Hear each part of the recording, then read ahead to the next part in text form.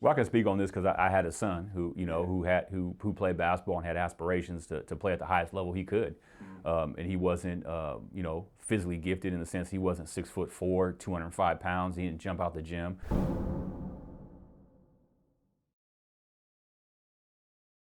But at a young age, he told me he wanted to play at the college level, when he was in fourth grade. And I said, okay. So, I started looking around, and, I have a background as a player and obviously as a coach. And I did not want to coach my son, right? Because I wanted to be a dad and be a support function, right? And not have that additional stress on him. And so some of the questions that I asked, so I'm speaking, firsthand, was when I looked at programs, there is a question that I ask, and I say, what is your development plan for the kids in your program?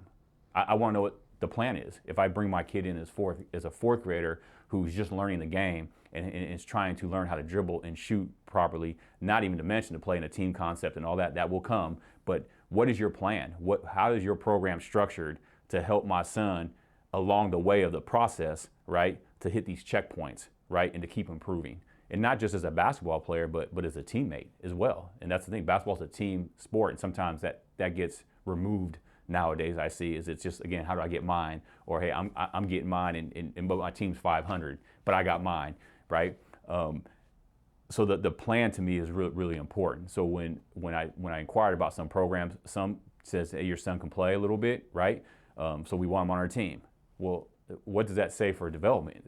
Okay, so he can play a little bit. How are you going to develop him as a player and as a person? So that's the first thing that I always look for, is the developmental factors. What is your plan? Because if they don't have a plan, I got a little nervous, because then it's like we're just playing games. I want there to be a plan. And so to me, again, I use the analogy of a road trip, right? If I got in my car and I was going to drive across country, I would have a plan. I would just want to get in my car and just start driving and making lefts and rights everywhere, because I'd never get anywhere.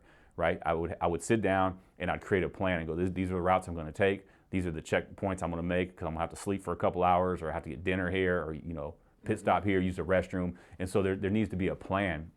And so when I heard organizations at least present a plan, I was really excited about that, because anything in life requires, in my opinion, some type of plan. It doesn't have to be a perfect plan, but some type of plan. So again, if we start at point A and I want to get to point B, how am I going to get there? So one of the main things I looked at, looking at programs, even for my own son, was what kind of plan and philosophy do you have? And do you really understand the process part of it, not just the result part, but the process? I don't want to hear about all the tournaments you won. I want to see what is the process that you have for my son from point A to point B, and what checkpoints along the way do we maybe have to reevaluate that plan, right? What if my son's going to be a 5'9" player, right?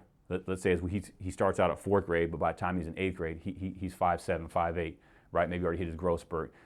We will have to adjust our plan, because if he wants to play at a high level, whether it's high school and or college, he better be a knockdown shooter. So what is in our plan that we're really focusing on that skill set?